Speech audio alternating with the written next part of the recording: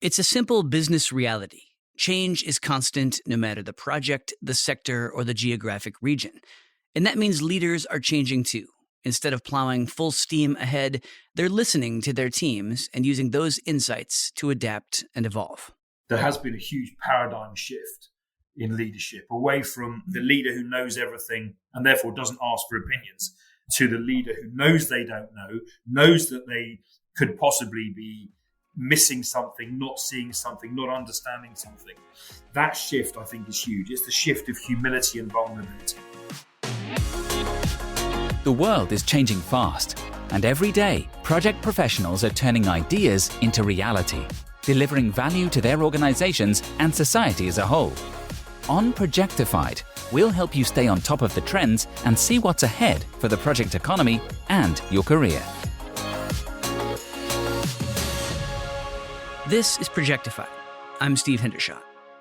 Leaders have been severely tested over the last couple of years, facing down some huge issues. The pandemic, economic instability, remote work, supply chain disruptions, social unrest, and the list goes on. Those tough times also illustrate why leadership is so critical. Yet true leaders are a scarce commodity right now, with the percentage of HR professionals who believe they have a strong bench of leadership candidates hitting a decade low, according to talent consultancy DDI. Today, we'll look at some of the leadership strategies that are especially well-suited to the current environment, as well as ways that companies can move past gender and generational stereotypes to create a truly inclusive culture. We begin in London, where Tim Munden is Chief Learning Officer and Head of Employee Wellbeing at consumer products giant Unilever.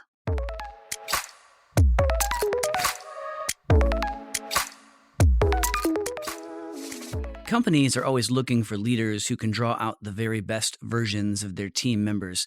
So how can people do that, and how has that formula changed over time? We've known for some years, in research study after research study, that great leadership is situational. What good looks like depends on the context in which you're leading, the people you're leading, the time frames involved, the complexity, all of that kind of thing. Because leadership is situational, as our world and our context evolves, what is expected from leaders is also evolving. Unsurprisingly, there are some things that are the same, that are constants about leadership because we're leading human beings, but there are some things that are really changing because the environment we're in is increasingly complex, increasingly disrupted. So leadership has to respond to that. Leaders need to do some things differently. What isn't changing is what fundamentally motivates people. And of course, all project leadership, team leadership is about helping to motivate people.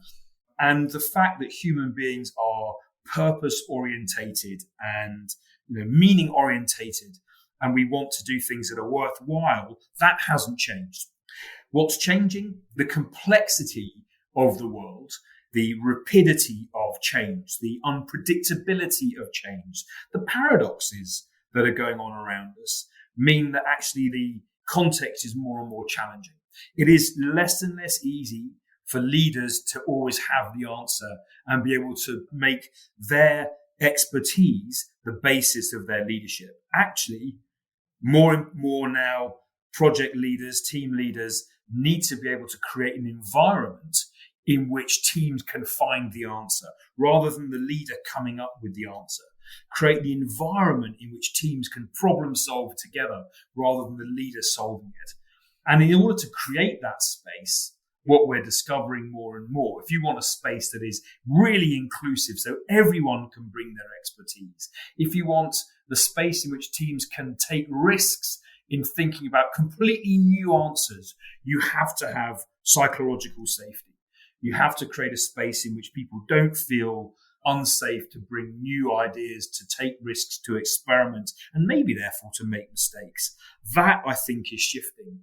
And what that demands from leaders, this I think is the big shift, is that leaders have to be themselves more vulnerable, more willing to share mistakes, things they've tried, experiences they've had than ever before. That willingness to be vulnerable and humble is a shift in leadership, which I think is taking people time to get used to. There's also a distinction to make between getting a team to rise to a particular moment versus sustained high performance. How do you build a team that can continuously deliver results? I think there's a mental model that sometimes people have about leadership, which is that on the one end, there are these very people-orientated leaders, and at the other end of this invisible spectrum, there are very task-orientated leaders. And people think, well, I've got to choose where on that spectrum I want to be. What's my leadership style? That thinking that there's a spectrum from people-orientated to task-orientated is completely bogus. You've got to be able to bring this people orientation, the ability to give people high support, create psychological safety, create an environment in which they can look after their well-being. They are energized, they grow and develop. You've got to bring that. And you've got to bring, at the same time, integrated together, the ability to set priorities, to set the challenge clearly, set the parameters clearly, reinforce expectations regularly, feedback consistently. That's the high challenge. We need leaders who can do both. It's a little bit like imagine yourself sitting down to play the piano. You need to be able to play the whole range of notes, not just the black keys, not just the white keys, all the keys on the piano, and lots of scales. That's how you create sustainable high performance, high support and high challenge. And that's not as easy to do as it is to say, because it means you need quite a lot of emotional fluidity. This ability to create psychological safety, to create an environment which people feel cared for and supported, yet at the same time, really stretching people's assumptions about what's possible, really reinforcing our performance expectations. That fluidity, I think, is what the future is. That's what breeds high performance sustainably. Let's flesh that out a little. What does that look like day to day on a team where the leader has created this nurturing environment and is laying out the vision, setting expectations, and so on? It's in the leader's interactions every day with people. Are you role modeling every day that you're there to support and you're there to also challenge and lift the performance? So are you building rituals in which the team are checking in on the performance goals, that you're checking that they're understood, you're challenging any assumptions about whether they're achievable or not. But at the same time, as you do that, you're also checking that the team haven't got an issue that they can't resolve for themselves that you need to step into. You're checking that they have the resources that they need, assuming they can't get them for themselves. So I think it's bringing those two things together. So it's regular check-ins on performance, but it's also about regular check-ins on purpose. Is everybody clear on what the vision of the team is? One of the things that we're finding increasingly is a key part of this high support environment is making sure that people have a really motivating, stretching purpose for the work that they're doing. You mentioned that leaders need to create inclusive environments. Why is that so important?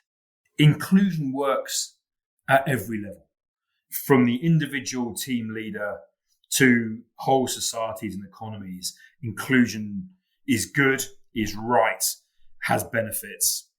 At the individual level, what teams lose when they lose inclusion is the access to other perspectives, other talents, other points of views, which we can, as a team, never afford not to have. We always need everybody's energy, everybody's point of view, everyone's experience. So as a team leader, you lose basically the very thing you're there to nurture when you lose inclusion.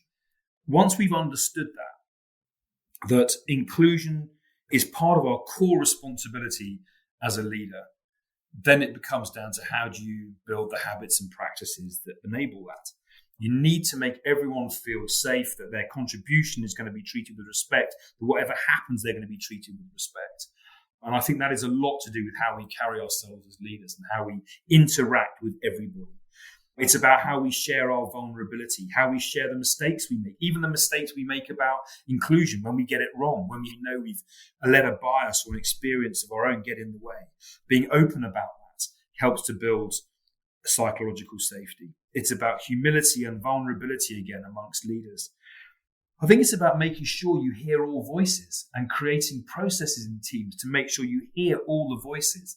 This is one of the big leadership trends of the current kind of environment, is the leader's ability to hear all the points of view and to manage process in the team so that we get everybody's point of view heard, everyone's input, but do that in a way that's structured so that the process moves and isn't just a kind of sea of lots of opinion.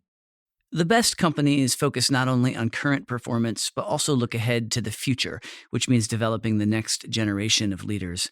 How do you approach that process? I think there's been quite a significant shift in organizations, actually. Once upon a time, we would focus on a group of leaders as being the key, and you divided the organization into leaders and others.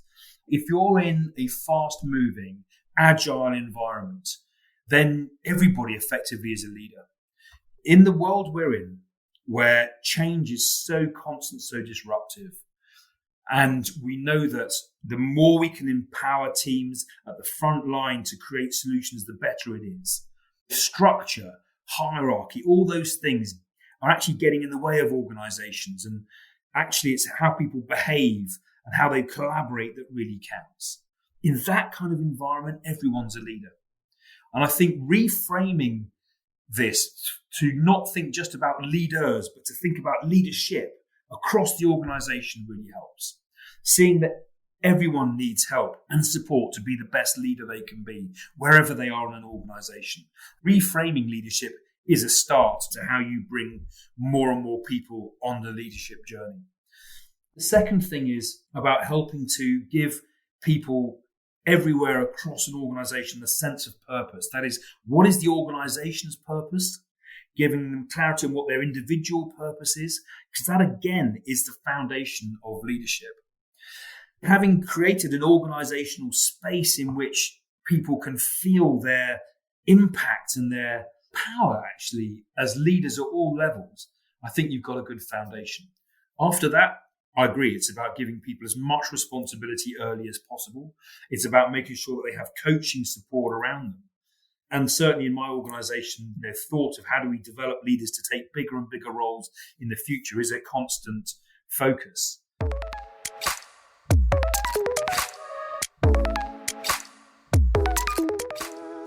So as companies look to develop new leaders, they need to be open to new ways of working and new expectations.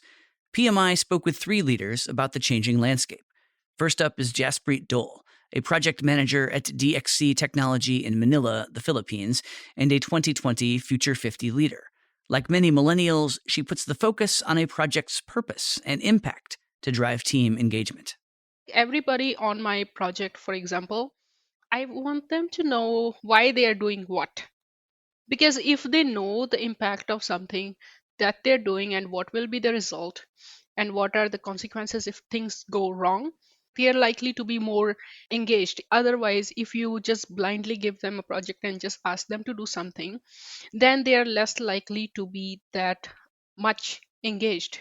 So for me, it is like where people really do think that work is not just, a piece of work that you need to do in order to get food on the table, but more about how personally they take it. As the new guard emerges, more established leaders can help them develop and grow. One example comes from another 2020 Future 50 leader, Geetha Gopal, head of IT infrastructure, project delivery, and digital transformation at Panasonic in Singapore. For her, it's about supporting new talent and keeping an open mind. It's not just giving opportunities to people, but ensuring that they have the right platform or right support structure in place. Everyone makes mistakes. As leaders, I think we have to be more tolerant, hand-holding them in the initial stages. The perspectives they bring to us, the innovation they bring to the table is something that is really worth adjusting, to small issues. People tend to do things differently, and if they don't do the way that we want them to do, we always have to see the end result and, the outcome. What's the deliverable? What's the outcome and not the process? Neeraja Ganesh is also a firm believer in that kind of hands-on mentoring. After leading IT projects for 25 years, she's now a mentor and consultant at the social startup Aspire for Her in Bengaluru. Her strategy? Empowering team members to become leaders, giving them space to try new things, and being ready to provide help as they need it. One of the things that I have very, very strongly committed to and done is that I would raise leaders from within the team. So there will be people who wouldn't know much about leadership, but I have empowered them. I have given them the mandate, kept away from micromanagement till such time that I realize that, okay, no, maybe this person needs a little bit more of a hand holding. Always there as support, and mentoring is available, but allow them to kind of, do it their way. The minute they feel that empowerment, they do deliver. And a few mistakes are all right. I mean, how did we learn? If you kind of ask me my story, I was a meek, timid, shy girl who did not say hi to the person who used to sit next to me. If I have moved from that to where I am today, somebody trusted me, right? So very, very important for you to place that trust and kind of watch. How would you kind of grow your own children? If you're always going to think, okay, they're not ready to ride a cycle or walk yet, or take a tram or a bus and go somewhere on their own, then they're never ever going to, right?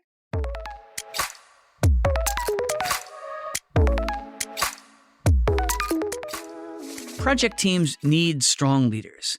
What does it take? Well, that's a bit of a moving target, but we do know that modern leadership requires a new mindset, one that is more adaptive, inclusive, and collaborative than ever before. Thanks for listening to Projectified. If you like what you heard, please subscribe to the show and leave a rating or review. We'd love your feedback. To hear more episodes of Projectified, visit Apple Podcasts, Google Play Music, Stitcher, Spotify, or SoundCloud, or head to pmi.org/podcast.